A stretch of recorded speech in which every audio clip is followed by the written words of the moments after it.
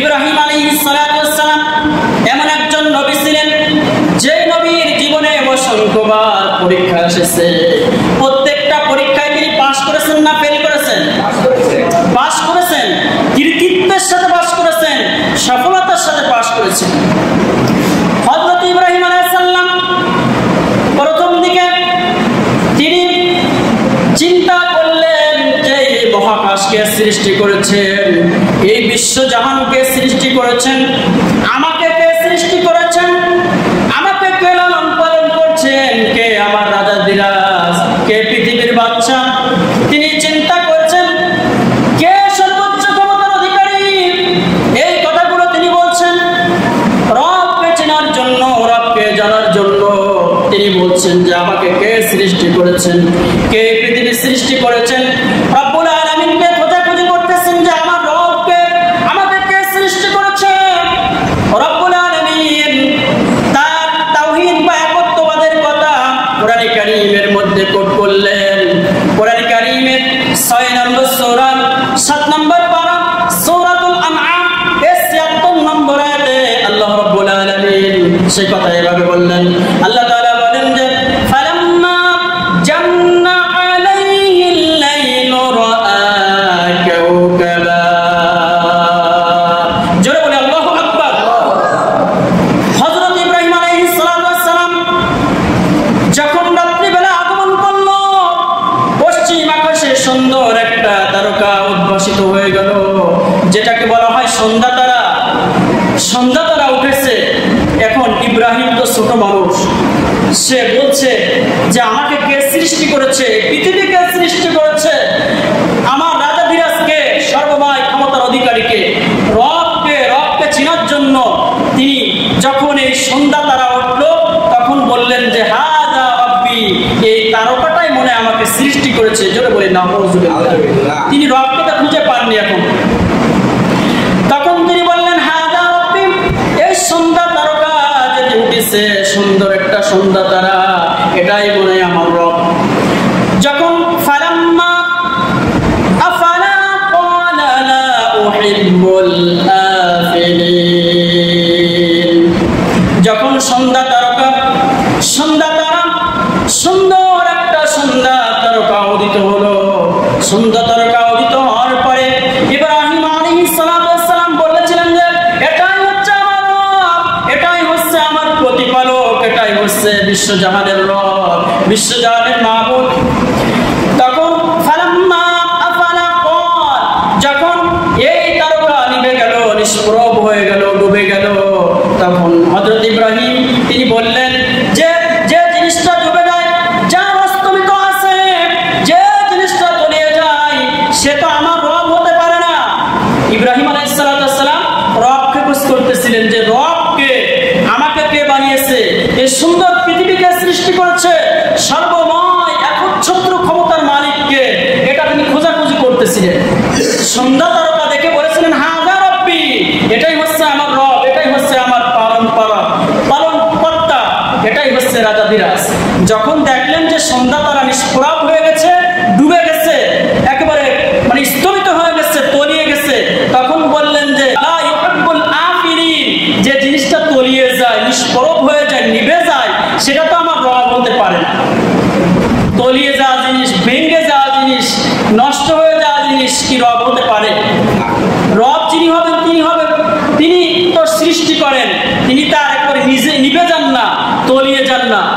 হযরত ইব্রাহিম আলাইহিস সালাতু ওয়াস সালাম এরপরে কিছুক্ষণ পরে আকাশে যখন চাঁদ উঠতে দেখলেন ইব্রাহিম আলাইহিস সালাতু ওয়াস সালাম, তখন বললেন যে ফালাম্মা রাআল কমারা বাযিগান ক্বাল, যখন আকাশে চাঁদ দেখতে পেলেন, চাঁদ উঠেছে আকাশে, চাঁদ দেখার পরে তিনি বললেন হাযা রব্বি, এই চাঁদ মানে আমার রব। যখন আকাশে চাঁদ উদিত হয়েছে, চাঁদ উঠেছে, তখন ইব্রাহিম আলাইহিস সালাম চাঁদকে দেখে কি বললেন হাযা রব্বি, এই চাঁদটাই মনে হয় আমার রব, আমাকে সৃষ্টি করেছেন, আমার পিতাকে সৃষ্টি করেছেন, সমগ্র জাহান মনায় এই চাঁদটা সৃষ্টি করেছেন। জোরে বলি নাউযুবিল্লাহ। ইব্রাহিম আলাইহিস সালাতু ওয়াস সালাম রবকে খোঁজ করতেছিলেন।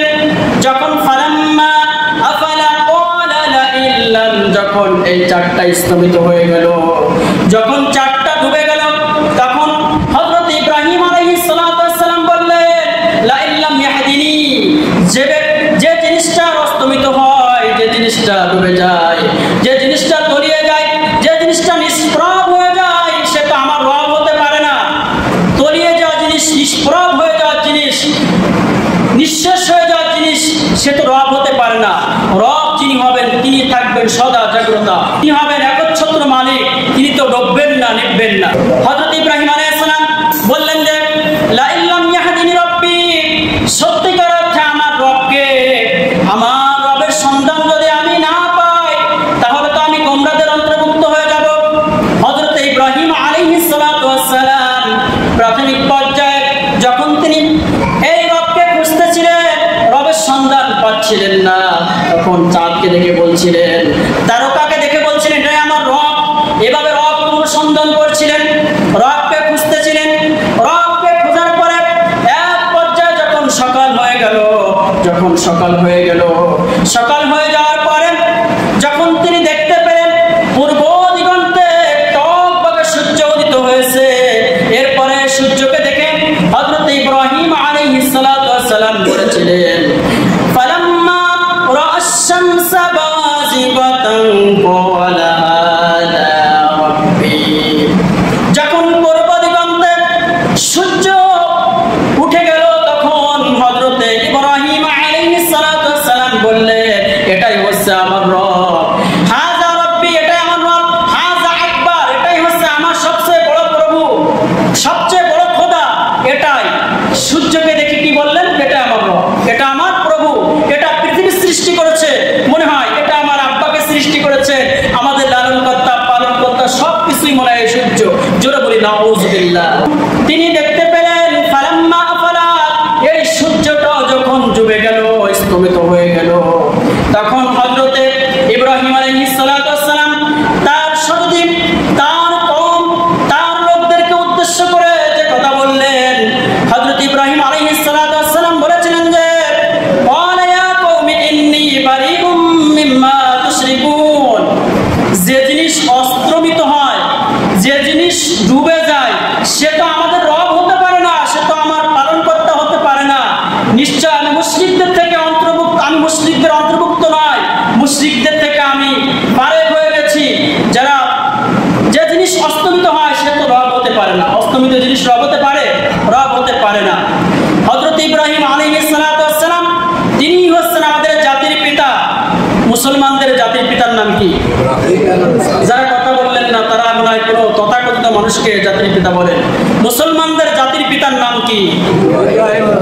ইব্রাহিম আলাইহিস সালামের নামটাও আপনি নিতে পারছেন না, তাহলে জাতির পিতা কাকে বলবেন আপনি? মিল্লাত আবিকুম ইব্রাহিম।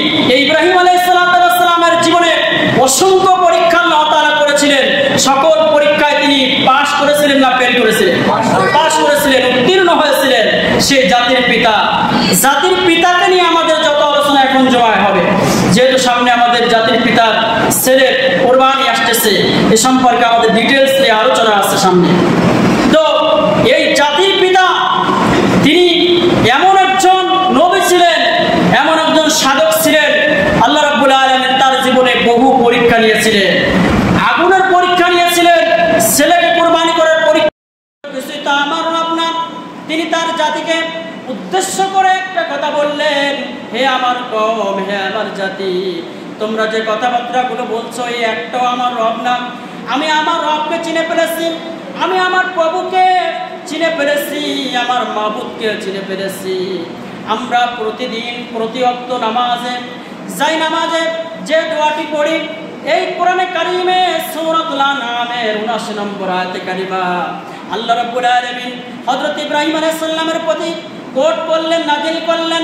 আল্লাহ রাব্বুল আলামিন বলছেন যে ইন্নী ওয়াজ্জাহতু ওয়াজহিয়া লিল্লাযী ফাতারাস সামাওয়াতি ওয়াল আরদা হানিফা ওয়া মা আনা মিনাল মুশরিকিন। জোরে বলে আল্লাহু আকবার। হযরত ইব্রাহিম আলাইহিস সালাতু ওয়াস সালাম বললেন, হে আমার কওমের লোকেরা, হে আমার জাতির লোকেরা, আমার রবকে এটা আমি চিনতে পেরেছি, বুঝতে পেরেছি। আমার মুখটা ঘুরে দিলাম সে আল্লাহ রাব্বুল আলামিনের দিকে, যিনি এই সুবিশাল আকাশ তৈরি করেছেন, বিস্তীর্ণ জমিন তৈরি করেছেন। সেই রবের দিকে আমি মুতাওয়াজ্জা হলাম। আর আমি মুশরিকদের অন্তর্ভুক্ত নাই। তোমরা যে শিরক করতেছো, মূর্তি পূজা করতেছো, ওর একটাও আমার রব না। আমার রব হচ্ছেন তিনি, যিনি আকাশ সৃষ্টি করেছেন, যিনি বিস্তীর্ণ জমিন সৃষ্টি করেছেন, তিনি হচ্ছেন আমার রব। তিনি কে? আমার রব, তিনি হচ্ছেন আল্লাহ। হযরত ইব্রাহিম আলাইহিস সালাম রবকে পেয়ে গেলেন। এজন্য আমাদের যে রবের ইবাদত করতে হবে তিনি হচ্ছেন আল্লাহ। তিনি কে? আল্লাহ। আল্লাহ রাব্বুল আলামিনের ইবাদত করতে হবে, তার আনুগত্য করতে হবে, তার দাসত্ব করতে হবে।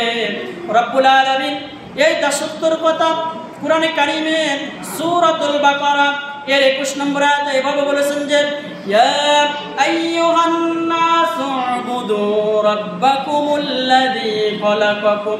ইয়া আইয়ুহান নাস, হে মানব জাতি, হে পৃথিবীর মানুষ সকল, ইয়া আইয়ুহান নাসু উবুদু, তোমরা সেই রবের ইবাদত করো, রাব্বাকুমুল্লাযী খালাকাকুম, যিনি তোমাদেরকে প্রথমে সৃষ্টি করেছেন।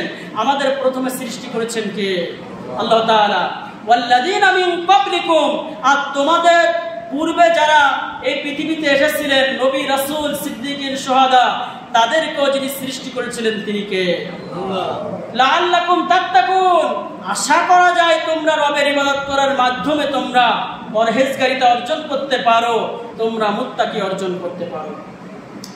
আমার প্রিয় উপস্থিতি, এজন্য সেই রবকে চেনার জন্য আমাদেরকে কোরআন পড়তে হবে। কি পড়তে হবে? কোরআন পড়তে হবে।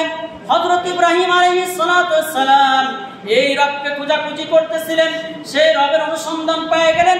হযরত ইব্রাহিম আলাইহিস সালামের পথ অনুসরণ করে আমরা যারা দুনিয়ায় রয়েছি, আমাদের সেই রবকে চেনার দরকার আছে না নাই?